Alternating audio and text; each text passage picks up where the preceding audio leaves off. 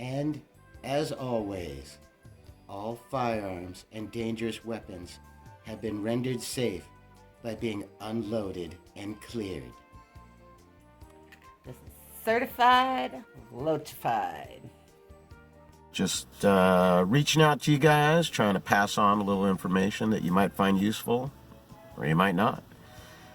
Talking to you about those inexpensive and super affordable little pocket pistols and 22 long rifle, 32 ACP, or 380. Now, I'm not talking about some of the more expensive or more spendy, more higher quality, safer pistols like the Ruger LCP or LCP2, even the Kel-Tecs, the P32, P3AT, Taurus 738 TCP.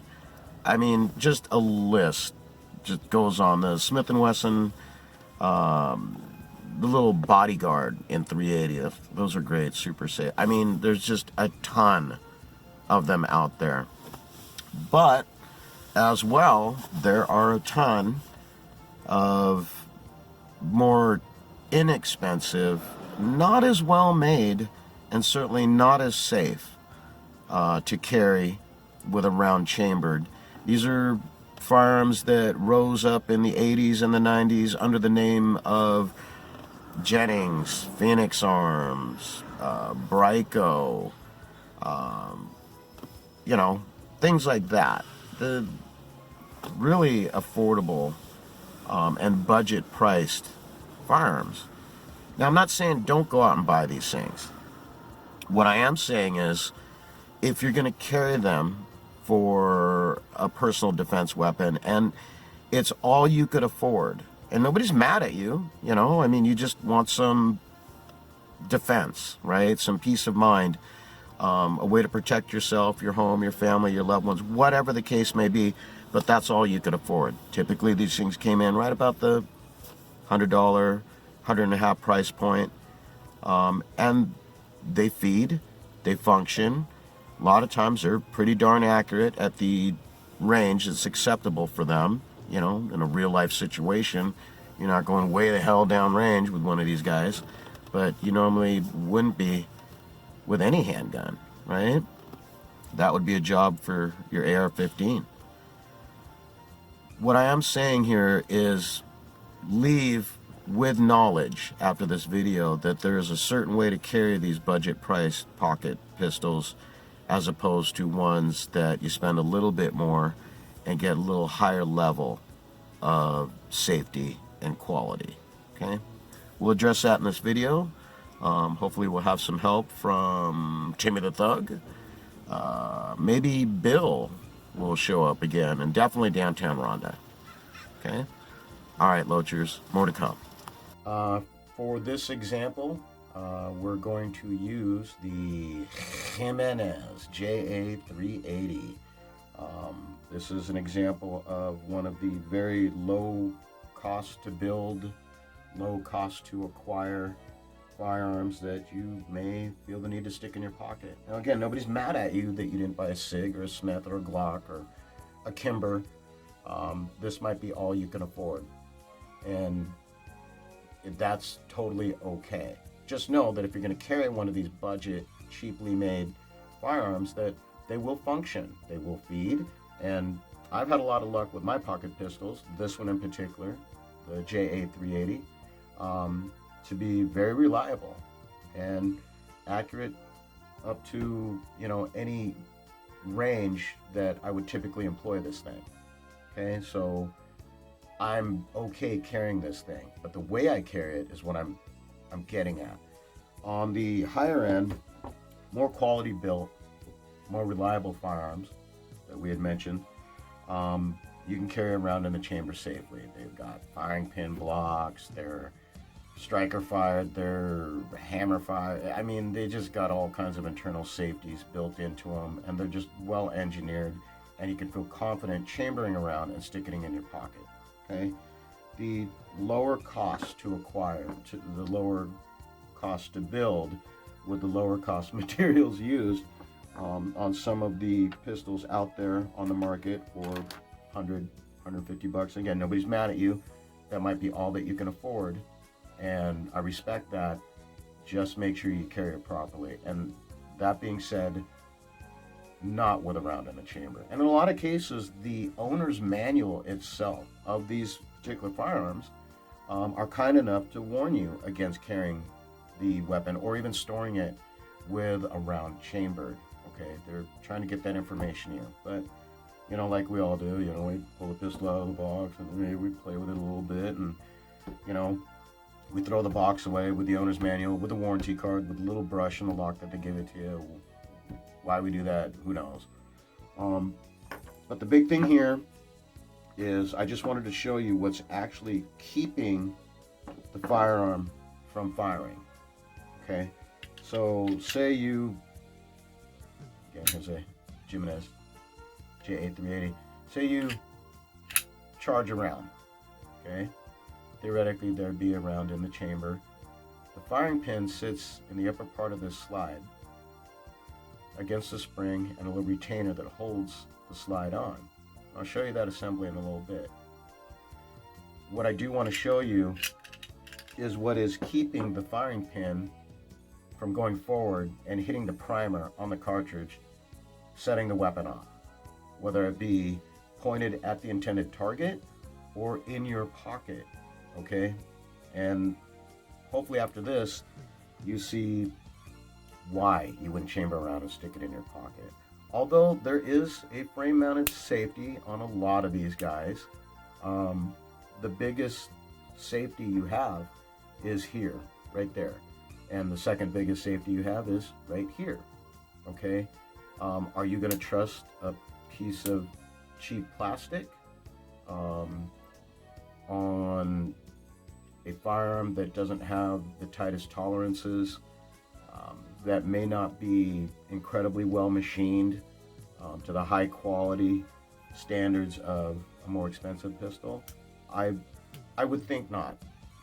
I would think that you wouldn't trust the safety on anything. Know that it's there and it's there for your use and it's just an extra barrier of safety, but truly your head and your trigger finger are going to be your best safeties to rely on, okay? So, with that said, remember we showed you that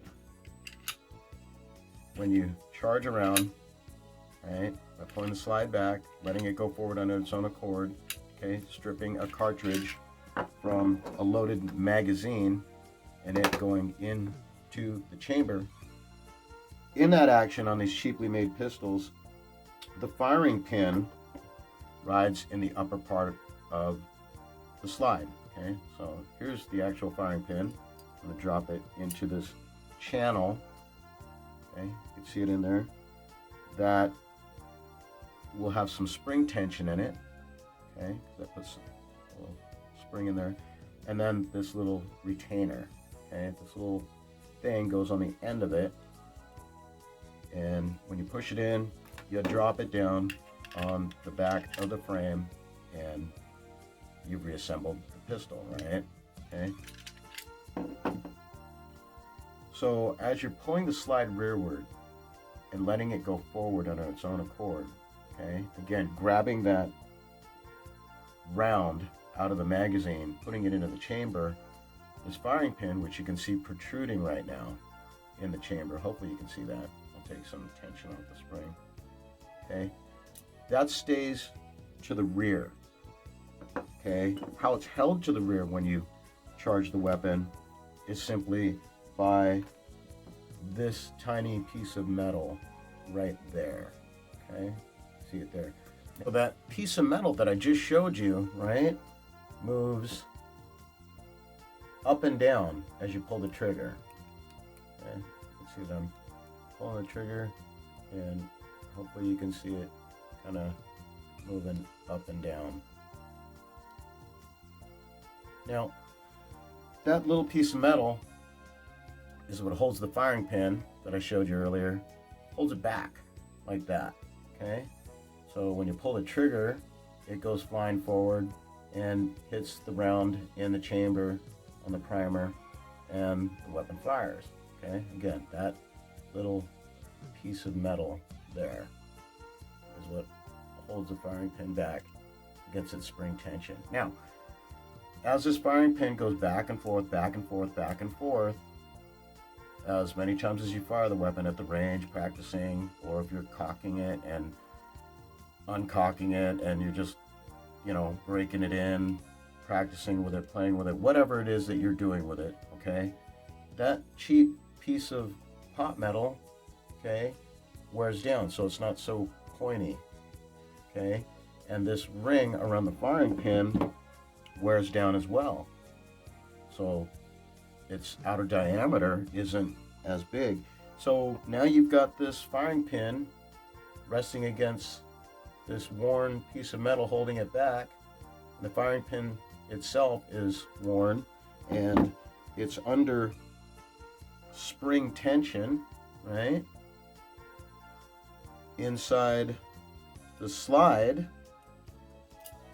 okay, being held back by that tiny little piece of metal again on a chamber ground. Okay, yeah, you got your safety here, right? You got this safety. Okay, but the big thing about the safety on these guys, these budget priced firearms, is the safety itself is not made of the most amazing metal. In fact, this one is made of plastic, okay? And all it does is kind of block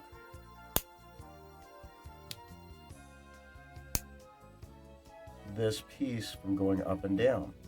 Okay, it just puts a piece of plastic in that gap. Okay, again, it's plastic.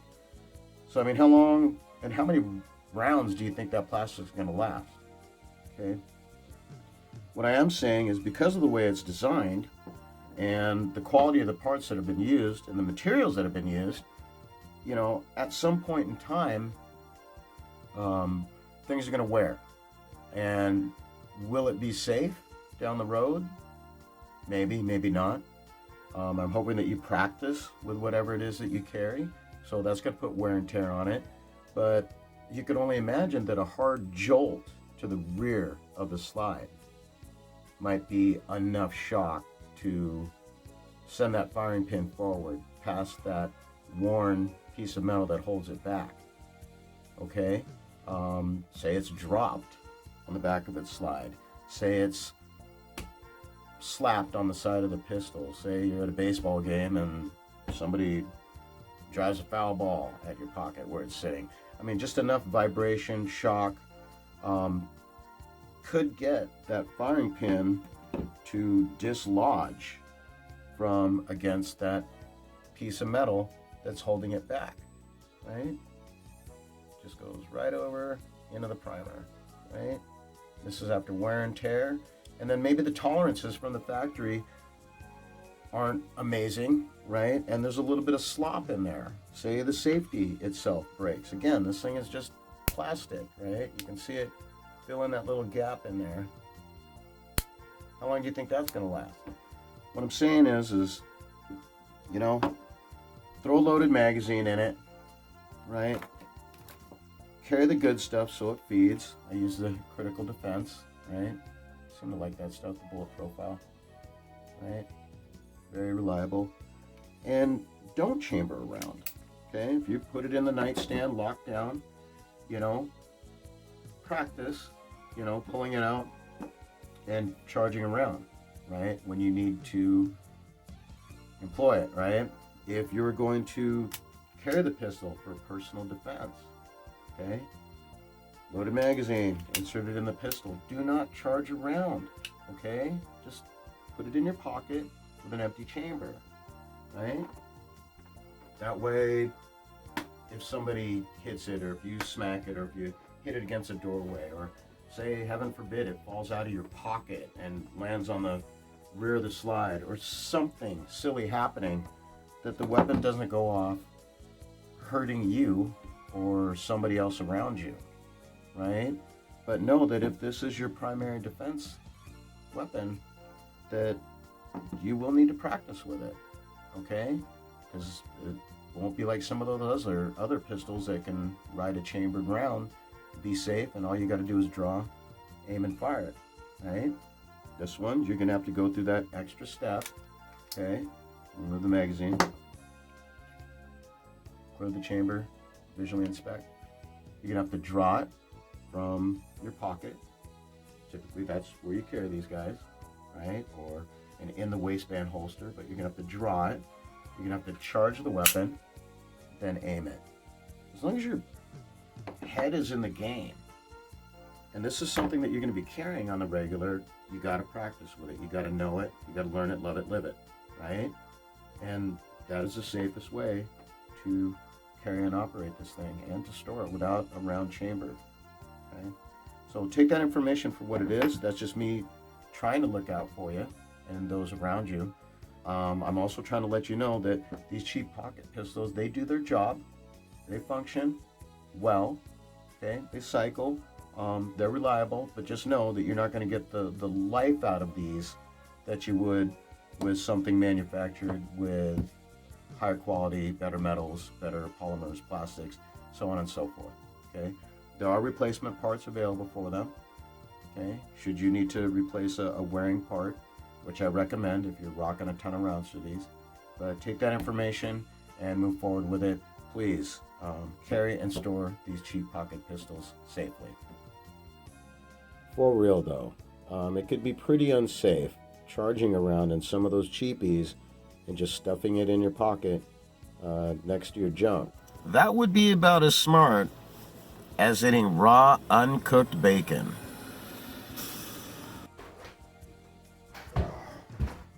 Man, tired of people calling me stupid.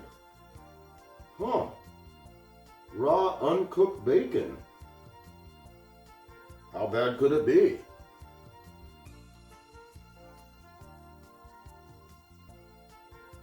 Pretty good.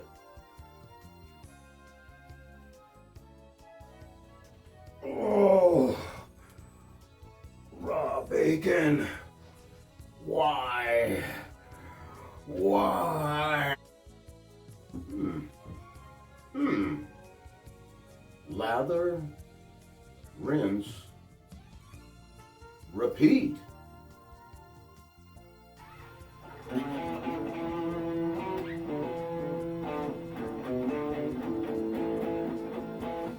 Uncooked bacon blues. All right. Well, I'm going to show you a few examples.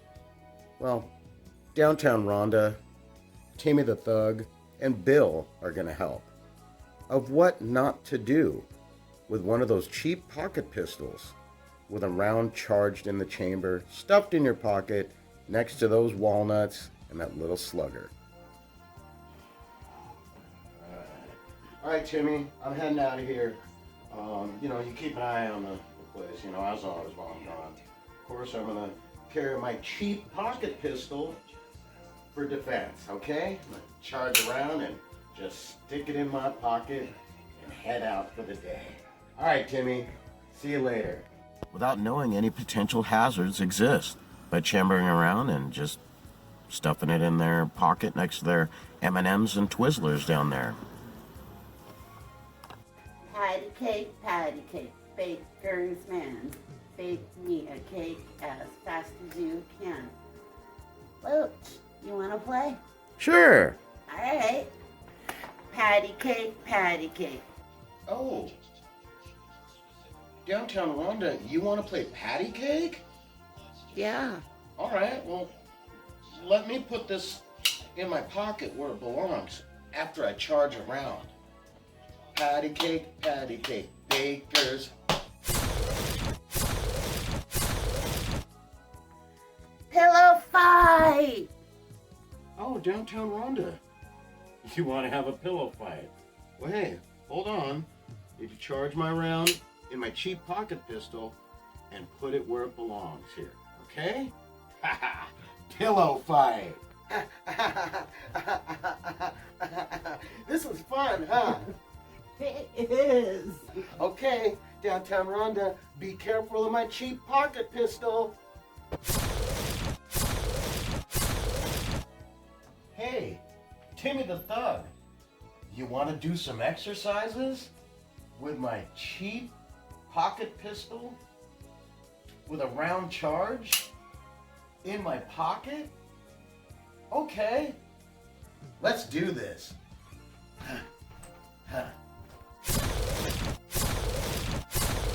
So with all of that said, know that, if all you can afford is one of those Cobra or Davis or Jimenez firearms, it's okay. Just make sure that you do the safe and smart thing when you are handling or carrying that particular brand or that particular firearm.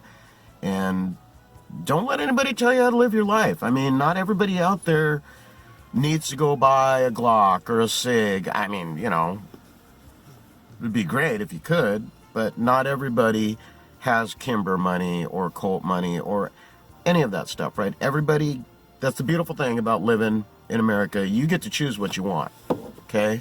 Exercise that liberty and that right and that option always, regardless of what anybody else thinks. But know that whatever you're doing, whatever you're using, whatever you're utilizing, whatever, that you have knowledge, okay? And that you apply that knowledge when necessary, especially when it comes to being safe around you and your loved ones. All right? Loach out. All right, Loachers. If you enjoyed the video, give me a thumbs up or a thumbs down maybe if you didn't like it down below. Questions and comments. Do me a favor, subscribe, share the link if it made it giggle. All right? Other than that, a lot of Loach love, a lot of Loach laughter. Here we go again.